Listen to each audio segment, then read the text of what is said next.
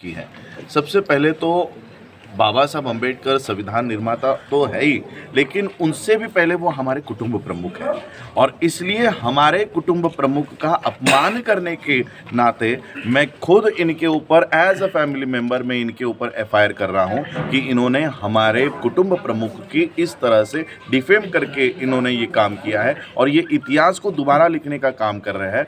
यानी जिन महामानवों को हम पूछते हैं ये इनको भीख के तौर पर बात कर रहे हैं और जिन्होंने सही में भीख मांगी ये उनको स्वतंत्र वीर बनाने की कोशिश में लगे हुए हैं।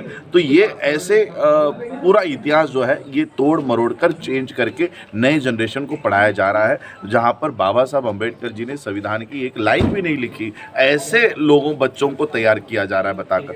तो सबसे पहले तो मेरी यही प्रतिक्रिया है कि जैसे ही मैं अपने घर पहुंचूंगा, क्योंकि मैं अभी कंटिन्यूसली बाहर ही हूं, और जैसे मैं अपने जहां पर मेरा रेसिडेंस है वहां पहुंचूंगा तो उस पुलिस स्टेशन में सबसे पहले एफआईआर करने का काम हम करेंगे।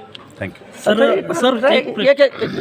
सर एट्रोसिटी एक्ट लगाए क्या? दूसरा क्वेश्चन है कि जो पूरे भारत में बौद्ध खूब ज़्यादा संख्या में है, लेकिन नॉन के बौद्ध में क्या मतलब है? ये सरकार के माध्यम से लोगों को डराया जाता है कि अगर आप बौद्ध बन गए तो आपका रिजर्वेशन चला जाएगा। पिछले नवंबर महीने में मेरे ख्याल से 11 या 12 नवंबर को सुप्रीम कोर्ट में हमारी यही याचिका थी जिसमें भारत सरकार को कटघरे में खड़ा किया गया है और ये लड़ाई हम लड़ रहे हैं। और भारत सरकार को हम, क्योंकि बौद्धों को भी रिजर्वेशन है, ये 1990 में गैजेट निकला हुआ है, प्रेसिडेंट ऑर्डर है, तो बौद्धों को अगर बौद्ध करके रिजर्वेशन है तो उसे महार चमार लगने की जरूरत क्यों पड़ रही है?